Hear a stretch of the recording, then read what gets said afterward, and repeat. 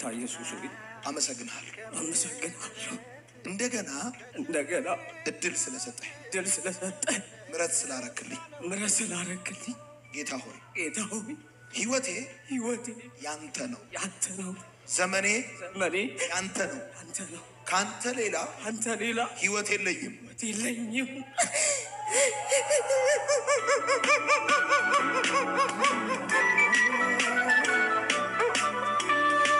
cubbuu keenya yoo isatti manne inni amanamaa fi qajeelaa waan ta'eef cubbuu keenya nuuf dhiisa. Jallina keenya hundumattis nu qulleessa. Ergaa Yohaannis isa duraa boqonnaa 1:9. Macaafa fakkeenyaa 28:13. Namni irra daddarba isaa dhokfatu hin hiiqu. Namni irra daddarba isaa himatu kan dhiisus garuu araara in argata. Macaafa faarfannaa 3:12. Bayi biiftuu lixa biiftuu takka fagaatu innis irra daddarba keenyaa nutti hin fageessa. Dubbii Waaqayyoo amanamaa fi jiraataadha. Maqaan koo Yoosef Takkaa jedhama. Amma naannoon jiraadhu naannoo Finfinneeti. Lafa kana dhufuun koo ofii koof hin turre. Obboleessa koo hiriyaa koo harma tokkoon kan wajjin guddannee kanan baay'ee jaalladhu, kanan baay'ee kabaju isaaf jedheen lafa kanatti dhufe. Ofii kootiif illee jireenya kufaa keessan jira. Abdiis kuteera. Waaqayyo tarii akka Yoonaasin al tokko akka yaadate al tokko na yaadatinna kan jedhu nan yaada. Waaqayyo anaaf hiriyaa koo kanatti ijoollummaa keenya keessaa ijoollummaa keenya jalqabee nutti dubbachaa ture. Anas keessaa nama qabaa, naman gaafadhuun qabaa jechaa ture. Yeroo baay'ee namoota hedduu keessaa Waaqayyo nu waamee nutti dubbachaa ture. Gaafa guyyaan isaa ga'u Waaqayyo ana kennaa raajummaatiin na dibee kennaa raajummaatiin tajaajilaan ture. Naannoo Shaashamannee fi naannoo Wandoo Gannat jedhutti tajaajilaan ture. Namoonni baay'een gibbii kana keessatti yommuu na argan nama Waaqayyo nuuf kadhadhu sagalees nuuf baasii anis baay'een si jaalladha. Tajaajila keetti eebbifameera. Tajaajila keerraas tajaajilamneerraa nu tajaajiltee jirta naan jedhu turani. Ani garuu jireenya keessa jiru anumatu beeka. Akkas ta'e ani haadha manaa qabadhee gaa'elaan hin qaba. Haadha manaa kootiin yommuu walitti dhufnu maatiin haadha manaa koo eeyyamamoo hin turre. Haadha manaa koo fuudhuudhaaf 7 jaarsummaa erge. 7 abadan irnarraa fudhachuu hin dandeenye. Aniif isheen baay'ee waan wal jaalannuuf waldaa kiristaanaa keessaa namoota tokko beeksifnee haadha manaa koo kana wajjin gaa'ela godhanne. Waaqayyos jaalala isaa taananii haadha manaa koo akka isheen garaatti baattuu hin godhe. Haati manaa koos ulfa turte. Guyyaan da'umsa ishee gaafa ga'u maatiin ishee nu biratti deessu malee ittiin jedhani. Ani garuu maatii kee biratti deessa taanan nutis gargar ba'uun keenya hin ooluun jedheeni. Kunis anis kanan jedhee fi haati fi abbaan ishee obbolaan ishee hundinuu isheen akkana wajjiniin taatu hin barbaadani. Isheenis lakkii deemee achitti da'u malee naan jette. Eega jettee tolee garuu waan tokko sitti ma jedheen qabee soofarra teessise. Yeroo ati achitti da'umsaaf galtuu waan kanatu ta'a. Inni tokkoffaan waldaan lachuun nu cufama. Sabnis ni bittinnaa'a. Anis gara Finfinneetti nan deebi'a. Anii fi atis gargar baanaa hin jedheeni. Isheen jecha koon dhageenye maatii koo bira deemu malee jechuudhaan na dhibbifte. Anis makiinaa yookaan konkolaataa obboleessa koo tokko fudhadhee hiriyaa koo kanan baay'ee jaalladhu irraa ergifadhee gara maatii isheetti nan geesse. Guyyoota muraasaan booda guyyaan da'umsa ishee akka ga'e bilbilanii natti himanii. Anis nan dhaqee hospitaala nan geesse. Yeroo hospitaala geessutti garuu operaashiniidhaan akka isheen deessu natti himanii. Qarshii maallaqa xiqqoon of harkaa qaba. Isaan qoricha tokko biteen ture. Qarshichi na harkaa dhumnaan qarshii fudhachuudhaaf gara mana baankiin imalee. Gidduu kana keessatti haati manaa koo operaashiniidhaan deesse. Obbolaan ishees ta'e harmeen ishee bira hin turre. Namni daa'imarraa fuudhu dhibee. Narsiin achi keessa hojjetu tokko waan na beektuuf isheen kun haadha manaa Joosiiti jennaan eeyyee jedhanii. Narsiin sunis irraa fuutee ni baatte.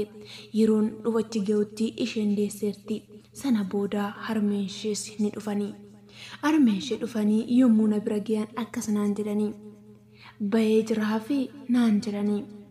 Yeroo kanatti baay'ee natti dhaga'ame. Namni nama da'ee jiruun akkamitti ba'eeraa fi jedhama. Akka dhukkubaatti ilaalanii baay'ee aamilee koo cabse. Anis harmee ishee kanatti arraban taanii nan dubbadhe. Kanarratti namichi wa'ii otoo haadha kee taatee akkasitti dubbatta naan jedhe. Otoo haadha koo taatemmaan gaazii irratti naqeetan ishee guban tureen jedhe. Sababbiin isaa harmeen ishee kun kan jette ba'ee jiraa fi jette. Otoo haadha koo taatee akkas hin jette turte qabdee dhala koo hammatti gammaddes naaf ililchiti. Ani abbaa malee wannan guddadheef baay'ee mucaa koo jaalladha. Abbaa malee akka inni guddatus hin barbaadu. Sana booda gara manaatti kottuu wajjin galla jennaan na diddee. Harmeen ishees mucaa kee fudhadhu garuu mucayyoo koo fudhattee hin adeemtu naan jette. Kanarratti anis dhiiseen nan adeeme. Guyyaa muraasan booda dhaqee gaafan ilaalu. Obboleettiin ishee hartuu manaatiin sibiila manarraa buusaa turte. Iddoo ishee sibiila sana buusaa jirtuun immoo mucaa koo ciisee ture. Kanarratti otoo irratti kufee maaliif akkas goota jennaan maarree yoo irratti kufee maal ta'a jette. Daa'imti kun dhalatee guyyaa 16ffaa isaati. Anis obboleettii haadha manaa koo kana nan kabale. Sana booda daa'ima guyyaa 16 kana fuudhee nan deeme. Akka ofii hin beeknettan shanshamanneedhaa ka'ee aga Finfinneetti dhufe. Daa'ima kanaa gudeeda koorra ciibseen makiinas oofaa ture. Guyyoota muraasaan booda daa'ima hateera jedhanii gara poolis xaayibaa deemanii gara waajjira poolisii deemanii na himanii yakkamaa na godhanii na dhiyeessanii.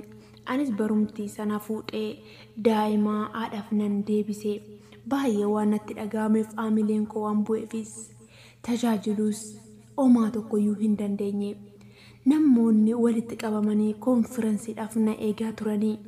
Ani garuu rakkina kana keessa waan tureefis baay'een jeeqamaa ture. Tajaajiltoonni baay'een na dubbisaa turanii. Ani tajaajila koo keessatti Itoophiyaa keessatti iddoon ani tajaajile tokkoyyuu hin jiru. Warra chaanaalii qaban, warra TV qaban, warra karaa sooshaal miidiyaa tajaajilan gurguddoota wajjiniin, xixiqqoota wajjiniin hunda wajjinuu tajaajileera. Garuu amma kanarra hin jira. Sana booda anis abdiinan kutadhee mi'a koo hundumaa fe'ee gara Finfinnee nan dhufe. Yommuu gara Finfinnee dhufu namoonni baay'een namoonni walitti qabamanii si eegaa jiranii hin dhuftuu maal taate naan jedhaa turanii. Anis deebi'ee hin dhufu tajaajila wanna jedhamu lammaffasiin tajaajilu gara mana keessanitti galaa jedheen nan jedheen. Kanarraa kan ka'e gara Finfinnee yommuu dhufetti mana dhugaatii nan seene. Dhugaatis dhuguun eegalee bilbila koos nan cufee. Baay'ee waan natti dhaga'ameef araada garagaraa tambootuutullee nan eegalee. Jireenyi namatti jiru jireenyaa miti. Namoonni baay'een konferensii qopheessanii na waamaa turanii. Poostariin koollee laxxafamee jira. Haa ta'uyyuu malee ani tajaajiluu hin dandeenye.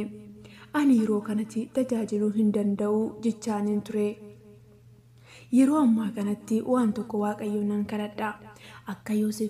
Akka Yoonaasii yaadate ala nasiya tokko qofa Waaqayyo akkana yaadatu bichaa Waaqayyo naaf kadhadha. Waaqayyo araaraaf qabeessadha. Obboloota koo kabajamoo namni dhaabatee jiru waan dhaabatee jiru yoo itti fakkaateeyyuu akkan kufnee ofaayee godhe sagalee Waaqayyo foon namaa dadhabaadha. Afurri keenya garuu dhimmaadha. Obboleessi kun yoo dadhabeeyyuu arra Waaqayyo isa kaasuu danda'a. Imimmaaniin qalbii cabaadhaan yaada garaa keenya gaafa geeddarannu Waaqayyo amanamaa waan ta'eef inni cubbuu keenya nuuf hinnisa. Irra daddarba keenyattis nu qulleessa. Kabajamoo obboloota keenya namarraa ija keessaan kaasa. Namoonni baay'een ija isaanii gaafa namarra godhatanii kufaatii gadhee kufu.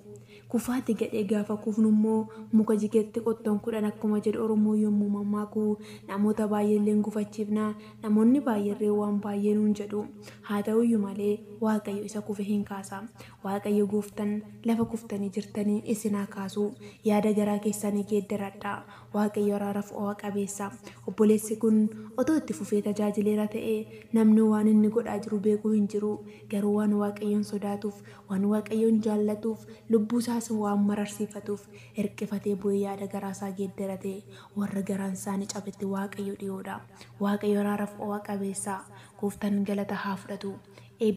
Namoonni baay'een cubbuu akkanaa gooneerraa cubbuu amma kanaas hojjenneerraa Waaqayyo kanaan booda nutti araaramaaree Waaqayyo nuuf hin dhiisaree jechuudhaan cubbuu sana keessa deddeebi'uudhaan yaada garaa geeddarachuurraa of qusatu waan Waaqayyo cubbuu isaanii isaaniif dhiisu isaanitti fakkaatu obboloota koo Waaqayyo araaraaf o'a qabeessadha Waaqayyo amanamaadha luba akka keenya garaa hundumaa qorame qabna isa dadhabbiin keenya garaa isaa rukutiin garuu hin qabnu jedhamee akkuma caafame bantii Waaqaa keessa Waaqa nama ta'e namni maal akka ta'e sirriitti gadi fageessee beeku isa dhukkubbiin keenya isa dadhabbiin keenya isa wallaalummaan keenya galuuf qabna kanaaf laphee cabaadhaan yaada garaa keessanii geeddarachuudhaaf yakkaa keessan isa kaleessarraa deebi'uudhaaf fuula Waaqayyootti kufaa Waaqayyo araara qabeessa Waaqayyo o'a qabeessa Waaqayyo laphee cabeen fayyisa galanni Waaqayyoof haa ta'u Waaqayyo laphee cabaa afuura cabaa nuuf haa kennu